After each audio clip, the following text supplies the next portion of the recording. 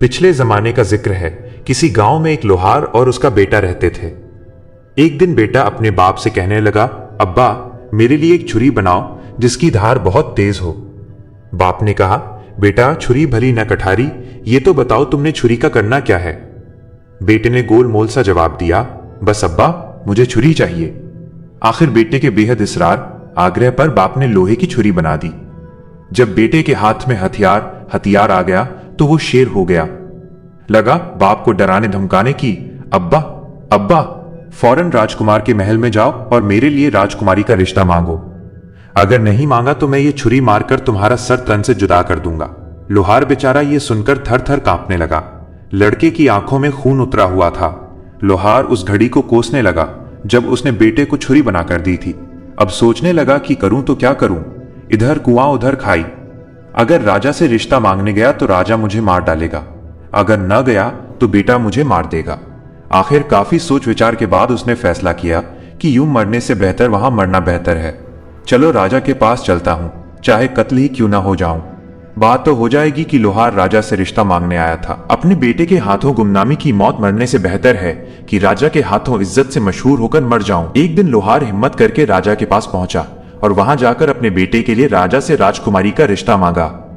यह सुनकर राजा के तन बदन में आग लग गई कि कमी होकर मेरी बेटी का रिश्ता मांगता है।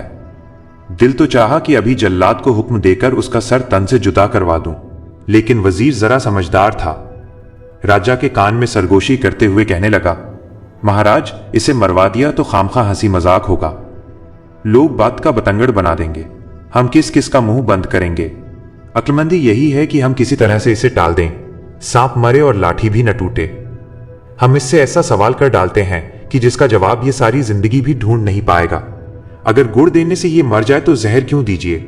इसके बाद वजीर लोहार से मुखातिब होकर बोला, मियां लोहार, हम राजकुमारी का रिश्ता तुम्हारे बेटे से करने के लिए तैयार हैं, लेकिन इसके लिए हमारी एक शर्त है कि तुम्हारा बेटा कोई ऐसा काम करे जो आज से पहले न किसी ने किया हो और न किसी ने देखा हो।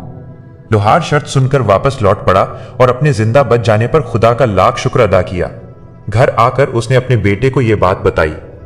दोनों बाप बेटे ने गांव छोड़ने का इरादा किया और इस शर्त को पूरा करने के लिए सफर पर रवाना हो गए। चलते चलते एक घने जंगल में पहुंचे। क्या देखते हैं कि एक आदमी शरीन के पेड़ के नीचे बैठा है। जमीन पर चारों तरफ शरीन के पीले पीले फूल बिखरे हैं। आदमी ने चूल्हे में अपनी टांग डाल रखी है और पैर में से तरह तरह आग के शोले निकल रहे हैं। चूल्हे पर खौलते हुए तेल की कढ़ाई रखी है और वो पकौड़े तल तल कर खा रहा है। लोहार और उसके बेटे ने जब ये अजीब मंजर देखा तो वो हैरान हो गए और एक दूसरे से कहने लगे, ये काम तो राजा ने कहीं न सुना होगा और न कहीं देखा होगा, चलो यही सीखते हैं। लोहार उस आदमी से मुखातिब होकर बोला, अल्लाह के बंदे मेरे बेटे को अपना शागिर्द बना लो और इसे भी इस तरह से पकौड़े तलना सिखा दो। वो आदमी लोहार से बोला, मियाँ आगे चले जाओ, आगे मेरा उस्ताद बैठा है, वो तुम्हारे बेटे को शागिर्दी पर रख ले तो रख ले, मुझे शागिर्द बनाने की इजाजत नहीं है। ये सुनकर दोनों बाप बेटा आगे चले गए। चलते चले जा रहे थे। आगे क्या देखते हैं कि एक बड़ की छांव के नीचे एक आदमी बैठा है। उसने चूल्हे में अपनी टांग डाल रखी है और एड़ी में तरह तरह आग के शोले निकल रहे हैं और चूल्हे पर उबलते हुए तेल की कढ़ाई रखी है और वो जलेबियां तल तल कर खा रहा है। लोहार और उसके बेटे ने जब ये मंजर देखा तो एक दूसरे से कहने लगे, अरे ये काम तो पिछले काम से भी मुश्किल है, ये काम तो राजा ने न कहीं देखा होगा और न कहीं सुना होगा, चलो यही सीख। लोहार उस आदमी से मुखातिब होकर बोला, अल्लाह के बंदे मेरे बेटे को भी अपनी शागिर्दी में रख ले, इस तरह से जलेबियां तलना सिखा दे। उस आदमी ने लोहार से कहा, मियां आगे जाओ, आगे मेरा उस्ताद बैठा है, वो तेरे बेटे को शागिर्दी पर रख ले तो रख ले, मुझे शागिर्द बनाने की इजाजत नहीं है। ये सुनकर दोनों बाप बेटा आगे रवाना हो गए। वो चलते चलते एक और जगह पर पहुंचे जहां क्या देखते हैं कि एक आदमी बेरी के पेड़ के नीचे बैठा है। जमीन पर बेरी के मीठे मीठे बेर बिखरे पड़े हैं। उसने भी चूल्हे में अपना पैर डाल रखा है और पैर में से तरह तरह से आग के शोले निकल रहे हैं। चूल्हे पर गन्ने के रस से भरी हुई एक कढ़ाई रखी है और वो गुड़ बना बनाकर खा रहा है। लोहार और उसके बेटे ने जब ये मंजर देखा तो मन ही मन में कहने लगे, अरे ये काम तो पिछले काम से भी ज्यादा मुश्किल है, यह काम तो राजा ने न कहीं सुना होगा और न कहीं देखा होगा, चलो यही सीख लेते हैं। लोहार उस आदमी से मुखातिब होकर बोला, अल्लाह के नेक बंदे मेरे बेटे को भी अपनी शागिर्दी में रख लो, इसे भी इस तरह से गुड़ बनाना सिखा दो। वह बोला, ठीक है, मैं तेरे बेटे को अपना शागिर्द बना लेता हूं, इसे अपने पास रख लेता हूं। ये लो चाबियां। वो सामने एक कमरा है, उस कमरे का दरवाजा खोलो और अपने बेटे को कमरे में बिठाकर बाहर से दरवाजा बंद कर दो। लोहार ने उस आदमी की हिदायत पर अमल किया। जब बेटे को कमरे में बंद करके वापस जाने लगा तो उस आदमी ने लोहार से चाबियां वापस ले ली और लोहार से कहने लगा, अब 1 साल के बाद वापस आना। लोहार चाबियां देकर अपने घर वापस लौट गया। इधर लड़का कमरे में भूखा प्यासा बैठा था, इंतजार कर रहा था कि कोई आए और उसकी मदद करे। लेकिन पूरा दिन गुजर गया और उसकी मदद के लिए कोई ना आया। फिर जब लड़के ने कमरे में चारों तरफ देखा तो उसके रोंगटे खड़े हो गए, खून खुश्क होने लगा। उसके सामने एक खौफनाक नजारा था। कमरे के अंदर चारों तरफ इंसानी हड्डियां बिखरी पड़ी थीं। लड़के ने सोचा, न जाने मुझसे पहले कितने ही लोग इस मौत के कमरे में अपनी जान दे चुके हैं और मेरा हाल भी उनसे कुछ मुख्तलिफ नहीं होगा। मैं और मेरा बाप इस बाहर बैठे आदमी के धोखे में आ गए। अब मुझे भी उन आदमियों की तरह यहां पर एड़ियां रगड़ रगड़ कर मरना पड़ेगा। एक दिन मेरी भी हड्डियां इन हड्डियों की तरह बिखरी पड़ी होंगी। ये सोचकर उसकी आंखों में आंसू आ गए और फूट फूट कर रोने लगा। जब रोने से दिल का गुबार निकल गया तो कमरे में एक कोने में जाकर बैठ गया। दिल ने कहा, जब तक सांस तब तक आस आशा।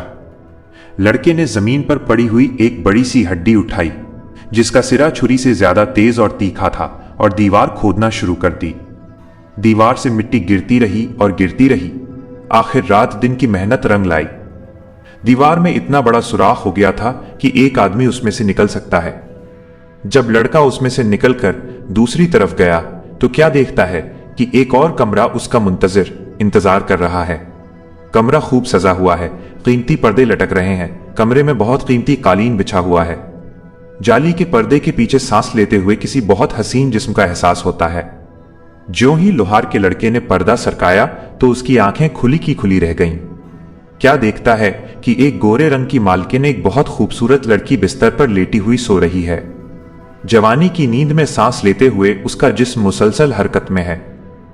करवटों की वजह से काले काले लंबे बाल उसके जिस्म से लिपटे हुए हैं। कुछ देर लड़का दीदे फाड़े आंखें खोलकर उसे देखता रहा। इसी दौरान लड़की की आंख खुल गई। पहले तो लड़की अपने कमरे में अजनबी लड़के को देखकर डर गई और लड़का भी घबराया कि खुदा जाने क्या बला है। थोड़ी देर बाद जब दोनों मुतमईन आश्वस्त हुए तो लड़की ने कहा, कोई बात नहीं, आजा मेरे पास आजा, यहां बिस्तर पर बैठ जाओ और मुझे बता कि तू कौन है और यहां कैसे पहुंचा। यह सुनकर लोहार के लड़के की हिम्मत बढ़ी। उसने अपनी सारी दास्तान बताई। पहले तो लड़की ने उसे कुछ खाने के लिए दिया और फिर कहा, जो आदमी बाहर गुड़ निकाल कर खा रहा है और जिसने तुझे कमरे में बंद किया है वो आदमी मेरा बाप है। मैं भी जादूगरनी हूं, तू फिक्र ना कर, मैं तुझे जादू सिखाऊंगी। लड़की अपने बाप से 2 गुना ज्यादा आगे थी। बाप अगर 14वें दर्जे पर था तो बेटी 16वें दर्जे पर थी। लड़की ने लोहार के लड़के को जादू सिखाना शुरू कर दिया और इसके अलावा उसको तरह तरह के फल और लजीज खाने खिलाती। अच्छी से अच्छी उसे पोशाक पहनावा पहनने के लिए देती। इसी तरह से 1 बरस गुजर गया, लेकिन लोहार लड़के को लेने के लिए ना आया। उसने सोचा कि जब तक मेरा बेटा काबिल जादूगर नहीं बन जाता उसे लेने के लिए नहीं जाऊंगा। इस तरह वो लड़का उस जादूगरनी से जादू सीखता रहा और एक दिन अपने जादू में माहिर हो गया। 2 बरस के बाद लोहार वापस आया। क्या देखता है कि वो आदमी उसी तरह बेरी के पेड़ के नीचे बैठा है और उस आदमी ने अपनी टांग चूल्हे में डाल रखी है और पैर में से आग के शोले निकल रहे हैं और वो इसी तरह से गुड़ बना बनाकर खा रहा है। 2-4 मिनट के बाद लोहार ने पूछा, अल्लाह के बंदे, मेरा बेटा कहाँ है? 2 साल पहले मैं उसे तेरी शागिर्दी में छोड़ गया था। वो आदमी कहने लगा, मैं तो 2 साल से यहीं पर बैठा हूं और गुड़ बना बनाकर खा रहा हूं। न मुझे फुर्सत मिली और न मैंने वहां जाकर देखा। तू अपने हाथ से अपने बेटे को कमरे में बंद करके बाहर से ताला लगा गया था। ये ले चाबियां और अपने बेटे को जाकर देख ले। बाप ने सुना तो उसके चेहरे की हवाइयां उड़ गईं। एक रंग आता और एक रंग जाता था। यह सोचकर कि 2 साल बाद बेटे की हड्डियां ही मिले तो मिले, वरना जिंदा मिलना तो नामुमकिन है। गुड़ खाने के शौकीन आदमी को दिल में गालियां देता हुआ लोहार दौड़ा दौड़ा उस कमरे की तरफ गया और ताले में चाबी घुमाई। लड़की के कानों में जब चाबी की आवाज पड़ी तो लड़के से कहने लगी, अगर मेरा बाप हुआ तो हम दोनों को मार डालेगा, और अगर तेरा बाप हुआ तो हम बच जाएंगे। लोहार दरवाजा खोलकर अंदर कमरे में गया तो कमरा खाली था। दीवार के सुराख में से गुजरकर जब दूसरे कमरे में पहुंचा तो क्या देखता है? सामने कमरे पर मिस्री पर एक खूबसूरत लड़की और उसका लड़का बैठे हुए हैं। मारने वाले से जान बचाने वाला ज्यादा बड़ा है। अपने बेटे को जिंदा देखकर बाप की जान में जान आई। दौड़कर बेटे को बेइख्तियार सीने से लगा लिया और खुदा का लाख लाख शुक्र अदा किया। उसके बाद लड़के ने अपने बाप को लड़की का तारुफ परिचय करवाया। असल हकीकत से जब लोहार वाकिफ परिचित हुआ तो वो हैरान रह गया। उसने उसके बेटे की जान बचाने पर लड़की का शुक्रिया अदा किया। वो खूबसूरत जादूगरनी उससे कहने लगी, अब तुम दोनों के बचने की एक ही सूरत है, और वो ये कि ए लोहार, तू रोता पीटता और सिसकता हुआ बाहर मेरे बाप के पास जा और उसे जाकर कहना कि मेरा बेटा भूख प्यास से मर गया, तुमने उसे बाहर निकाला ही नहीं। अब मुझे इतनी इजाजत दें कि उसकी हड्डियां को किसी कपड़े में बंद कर ले जाऊं ताकि उसकी हड्डियों को दफन कर सकूं। लोहार रोता हुआ कमरे से बाहर निकला। जैसा लड़की ने समझाया था उसने वैसा ही किया। गुड़ बनाता और खाता हुआ वो आदमी बोला, हाँ हाँ, हड्डियां ले जा, मैंने उनका क्या करना है। और उस बूढ़े जादूगर ने हड्डियां ले जाने के लिए एक बड़ी सी चादर भी दी। लोहार दोबारा कमरे में आया और लड़की की बताई गई हिदायत के मुताबिक अपने बेटे को चादर में छिपा लिया। जब बेटे को चादर में छिपाए कंधे पर उठाकर बाहर जाने लगा तो लड़की बोली, मेरी एक बात पल्ले से बांध लो, मैंने तुम्हारे लड़के को जो जादू सिखाया है उस जादू के जरिए रास्ते में ही कहीं कमाई करना शुरू न कर देना। अगर तुमने रास्ते में ही अमीर होना शुरू कर दिया तो मेरे बाप को पता चल जाएगा और फिर वो तुझे और तेरे बेटे को नहीं छोड़ेगा। खूबसूरत जादूगरनी कमरे में ही रही। लोहार ने उस लड़की से कहा कि बेटी, तू भी हमारे साथ चल, अपने संगदिल और जालिम बाप से रिहाई हासिल कर। लेकिन लड़की ना मानी और कहने लगी कि इस तरह से हम तीनों ही पकड़े जाएंगे, और वैसे भी अब मेरा जीना मरना यहीं पर है, यहां से भागकर मैं कहां जाऊंगी। लोहार अपने बेटे को कपड़े में लपेटे कंधे पर उठाए बाहर निकला। उसने चाबियों का गुच्छा दूर ही से जादूगर की तरफ फेंक दिया जो अभी तक बैठा गुड़ बना रहा था और साथ ही साथ खा रहा था। जादूगर ने उसकी तरफ कुछ ज्यादा ध्यान नहीं दिया, चाबियां उठाई और फिर से अपने काम में मसरूफ व्यस्त हो गया। जब लोहार उस आदमी से कहीं दूर निकल आया तो उसने अपने कंधे से नीचे उतारा, फिर अपने बेटे को चादर से बाहर निकाला और दोनों ने खुदा का शुक्र अदा किया कि उन दोनों की जान बच गई। और फिर से बाप बेटे ने सफर का आगाज शुरू किया। वो चले जा रहे हैं और चलते चलते जंगल से बाहर निकल आए। अब वो हरे भरे खेतों में पहुंच गए। एक जगह क्या देखते हैं कि बैल चल रहा है। बैल घूम रहा है और कुएं से पानी निकल रहा है। पास ही एक जमींदार खड़ा है। लोहार का लड़का अपने बाप से कहने लगा, अब अब्बा, मैं तुम्हें एक जादू दिखाता हूं। मैं एक मंत्र पढ़ूंगा और बैल बन जाऊंगा। तुम मुझे जमींदार को बेच देना, लेकिन याद रखना मेरा रस्सा उतार लेना, उसे साथ मत देना। लड़के ने कुछ पढ़ा और फिर बैल बन गया और फिर दोनों चलते चलते जमींदार के पास पहुंचे। जमींदार ने इस कदर खूबसूरत और पला हुआ बैल देखा तो कहने लगा, बाबा जी, क्या तुमने बैल को बेचना है? लोहार ने कहा, हाँ बेचना है। जमींदार ने पूछा, क्या लोगे? लोहार ने कहा, 5.25 रुपए। जमींदार को सोच में डूबे हुए देखकर लोहार बोला, मेरा बैल बहुत अच्छा है, अगर तुझे यकीन ना आए तो इसे हल में जोत कर देख ले। जमींदार ने बैल को जोड़ा। बैल खूब पानी निकालने लगा, उसके पहले वाले बैल से कहीं ज्यादा। जमींदार बैल को देखकर राजी हो गया और उसे खरीदने के लिए भी मान गया। लोहार कहने लगा, लेकिन मैंने अपना रस्सा नहीं देना। जमींदार बोला, कोई बात नहीं, तुम अपना रस्सा उतार लो, मैं खुद ही अपना नया रस्सा डाल लूंगा। जमींदार ने 5.25 रुपए दिए और वो बैल खरीद लिया। जब लोहार चलते चलते काफी दूर निकल गया तो बैल ने अपना रुख मोड़ा और भाग निकला। सीधा लोहार के पास पहुंचा और वहां जाकर फिर लड़का बन गया। जमींदार बेचारा हाथ में डंडा पकड़े भागा भागा, दौड़ा दौड़ा और हांफता हुआ लोहार के पास आया और कहने लगा, बाबा, तुमने मेरा बैल तो नहीं देखा? लोहार बोला, बैल तो मैं अभी अभी तुम्हारे हवाले करके आया हूँ, बैल कहाँ है? बेचारा जमींदार के वहम ख्याल में भी नहीं आ सकता था कि इस बूढ़े लोहार के साथ जो लड़का जा रहा है वही उसका भागा हुआ बैल है। जमींदार वापस लौट गया।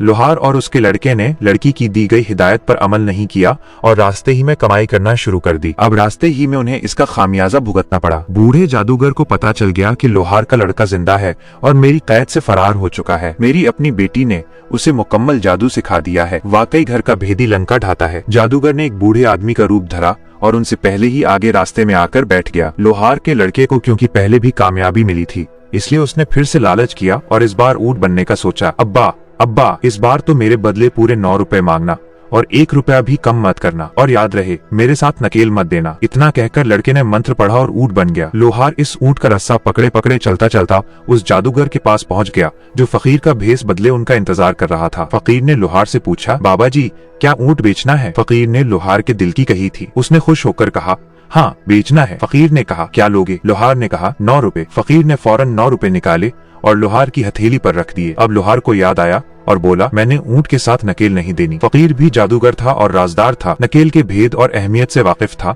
और बोला, मैंने तुम्हें मुंह मांगी कीमत दी है और नकेल ऊंट के साथ ही खरीदी है, इसलिए नकेल तो तुम्हें देनी पड़ेगी। गरज उनके बीच इतनी बहस और इतनी तू मैं हुई कि राह चलते मुसाफिर रुक गए और इर्द गिर्द खेतों में काम करते हुए किसान भागे भागे आए और वहाँ पर जमा हो गए। फकीर ने लोगों से मुखातिब होते हुए कहा, लोगों खुदा लगती कहो, क्या तुमने आज तक ये सुना है कि कोई जानवर बिक जाए और बेचने वाला जानवर बेचने के बाद उसके गले से रस्सा उतार ले? देखो देखो, यह आदमी मुझे पूरी कीमत पर ऊंट बेचने के बाद ये नकेल वापस लेने पर झगड़ा कर रहा है। फकीर की बात में वजन था। जब लोगों ने देखा कि ये तू मैं नकेल के लिए हो रही है तो सबने लोहार को झूठा किया। इतने लोगों के आगे लोहार की एक न चली।